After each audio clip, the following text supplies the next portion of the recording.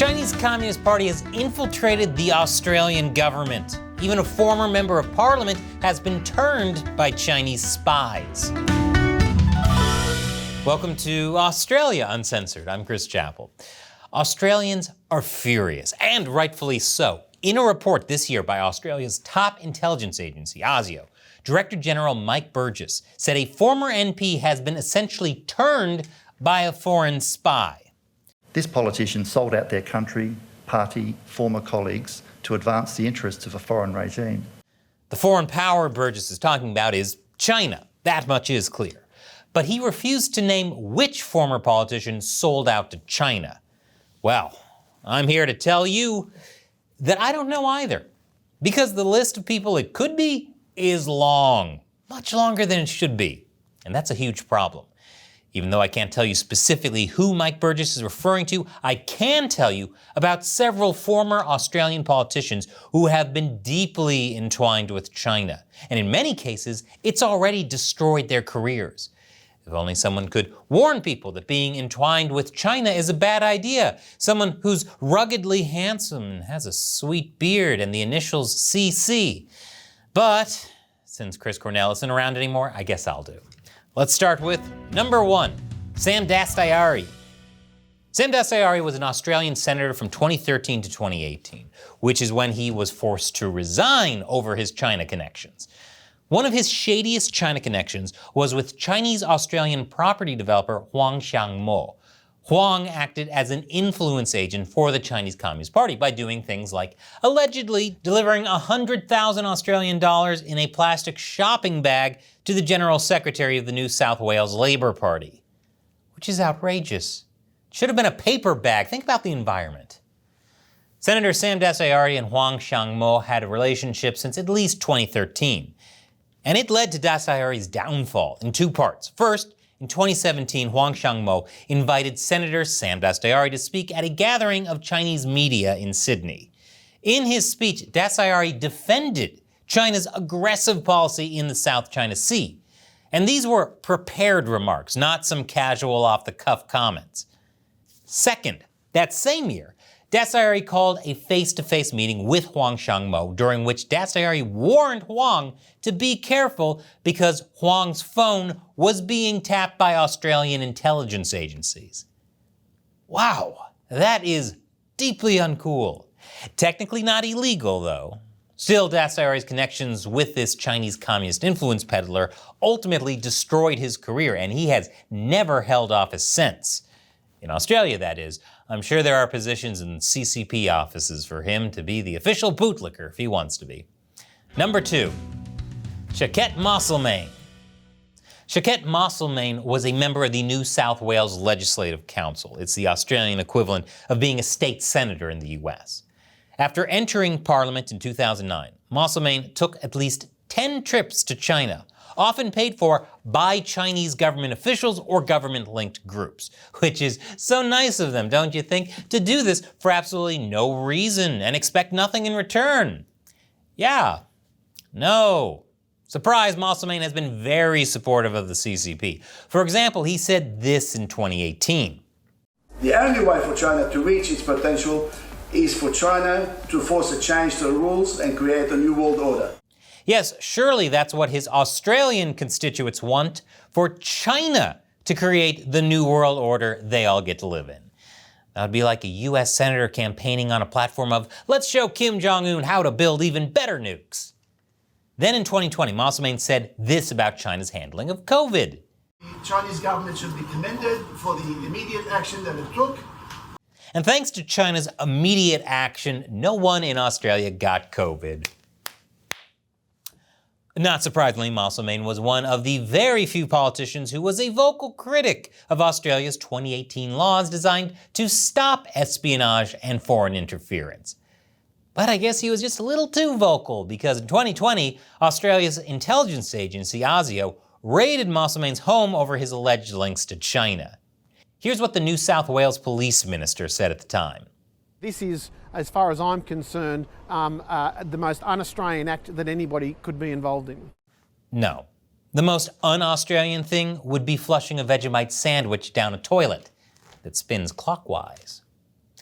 Moselmane was never actually charged with a specific crime, but his party took him off the party ticket in 2022, which essentially forced him out of office. Again, there's no proof Moselmane committed a crime, but clearly for many years, he was way too positive towards the Chinese Communist Party, and it cost him his career. Fortunately, there are plenty of CCP boots in need of licking, so he has a new career waiting for him should he want it. Number 3, Andrew Robb. Andrew Robb served as Australia's trade minister from 2013 to 2016. In that time, he managed to change the course of Australia-China relations. He was among a group of leaders who pushed for Australia to sign a free trade agreement with China. And he got it done, signing it himself in November 2014.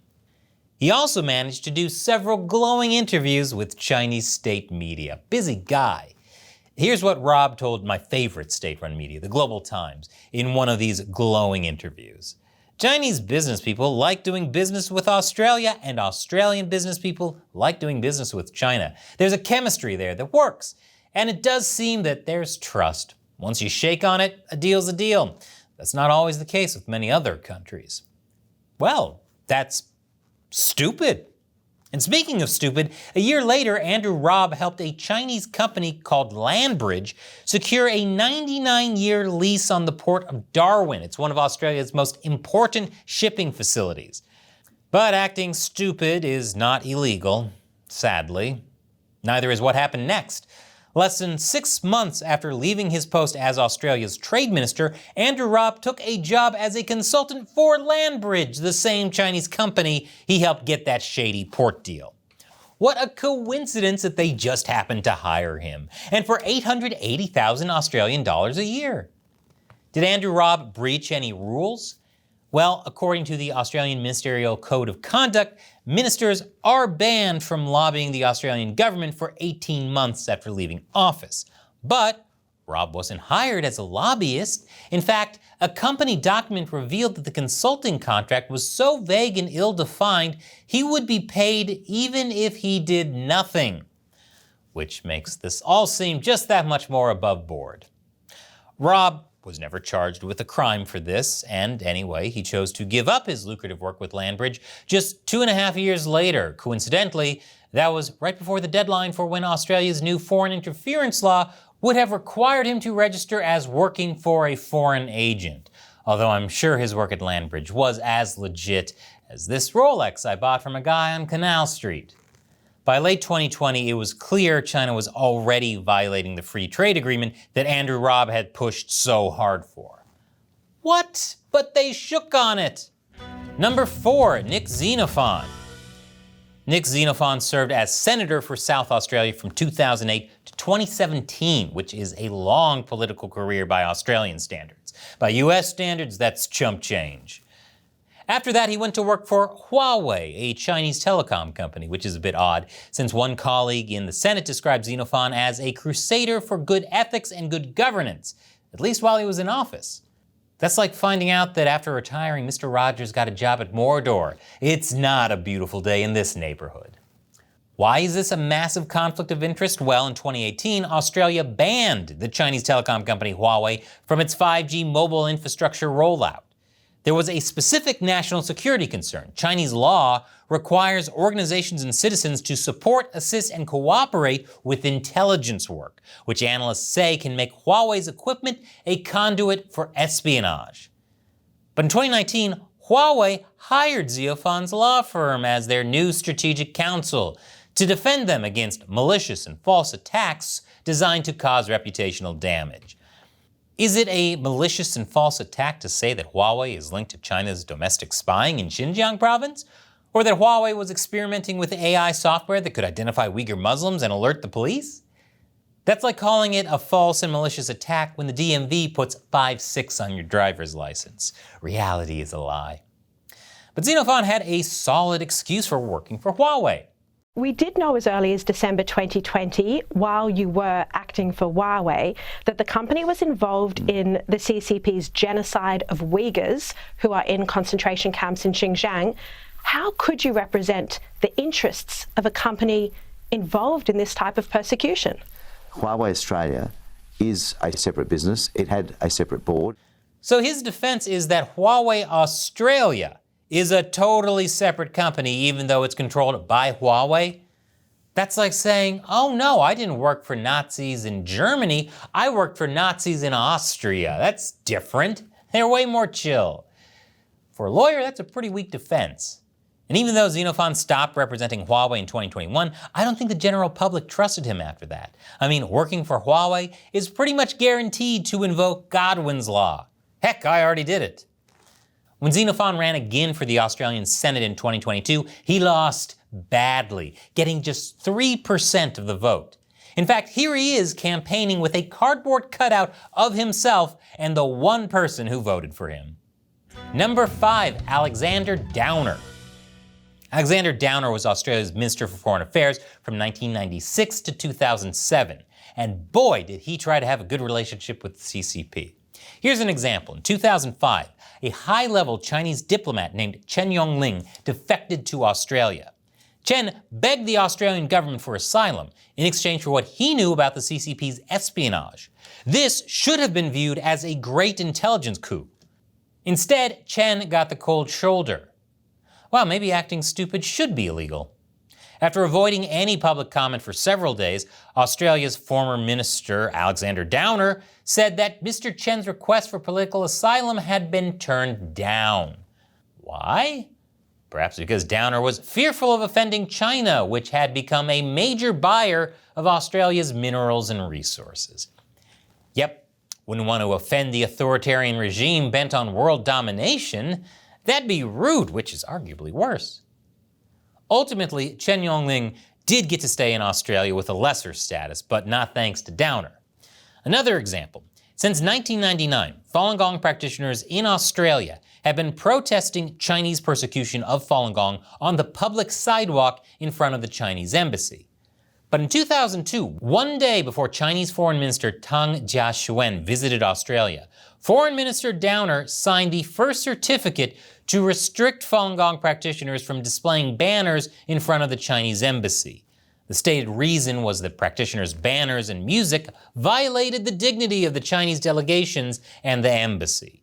Since then, Downer signed the certificate each month for the next 4 years. Mind you, this was before you could set reminders on your iPhone, so this guy just remembered to do that each month. That's a very dedicated level of petty. Eventually, Falun Gong practitioners sued Downer and won, and Downer had to pay $20,000 in legal fees. If only they forced him to pay them in small bills every month for 4 years, that'd be justice. But it gets worse. After stepping down as foreign minister, Downer joined the board of a Chinese telecom company. Can you guess which one? Why, it was Huawei. I bet I can guess what position he got. Number 6, John Brumby. John Brumby was the premier of the state of Victoria from 2007 to 2010. That's like being a state governor in the US. And just like Nick Xenophon and Alexander Downer, John Brumby joined the board of Huawei Australia after leaving public office. Brumby did eventually resign from Huawei though, coincidentally just 3 days after the US announced it would prosecute the company on a litany of charges including fraud and stealing trade secrets. John Brumby insisted his decision to quit after 8 years on Huawei's board was completely unrelated to that. And finally, let's talk about number 7, Daniel Andrews. Like John Brumby, Daniel Andrews was also premier of the state of Victoria, in Andrews' case from 2014 to 2023. For some reason, Andrews was also enamored with communist China. So enamored that in 2018, he signed a memorandum of understanding to join China's One Belt, One Road project. Just for his state, not the whole country. Kind of weird, I know. He said at the time that it would mean more trade and more Victorian jobs and an even stronger relationship with China. Did it work? Short answer, no. Long answer, no. Jobs have gone up since 2018, but less in Victoria compared to other parts of Australia. Trade with China did go up, but not necessarily because of Daniel Andrews. It was mainly because China is dependent on Australian iron ore, and very little of Australia's iron ore is mined in Victoria. And his Belt and Road Agreement didn't stop China from banning imports of tons of Australian goods in 2020. But here's where it gets weird. In 2020, Daniel Andrews saw Wuhan's brutal 76-day COVID lockdown and thought, I can do even better. Andrews imposed what became the longest COVID lockdown in the world. In Victoria's biggest city, Melbourne, he imposed 6 lockdowns totaling 262 days. Lots of people tried to protest those lockdowns, and Daniel Andrews made sure lots of people were arrested for it. In one case, police arrested a pregnant woman in her own home just for making a Facebook post trying to organize a lockdown protest. I have an ultrasound in an hour. Let me finish. Daniel Andrews' COVID lockdowns were so strict, even China was like, yo, chill out. Given that Andrews is so enamored with the CCP, it's probably no coincidence that he implemented the world's most CCP-like tactics to stamp out COVID. But just like with the CCP's lockdowns, Victoria lockdowns ultimately failed, including for himself. The lockdowns earned Daniel Andrews the nickname Dictator Dan. Last year, Andrews resigned, giving vague reasons like when it's time, it's time. His legacy after serving nearly 9 years as premier? His COVID lockdowns failed to stop COVID, and the Australian government tore up his Belt and Road Agreement with China. Sad. Battlefield Earth has a more positive legacy than that. Now, as I mentioned at the beginning, ASIO chief Mike Burgess said that a former MP sold out to China. Is it one of these 7 people I just talked about? I honestly don't know. I'm not accusing any of them. But the fact that I can easily name 7 high-level Australian politicians who've gotten way too cozy with the CCP is a serious problem. It shows how the CCP has deeply infiltrated Australian politics. So this issue goes way beyond one unnamed person who ASIO thinks has been turned. And these people all have something in common. They all sided with the Chinese Communist Party on important matters.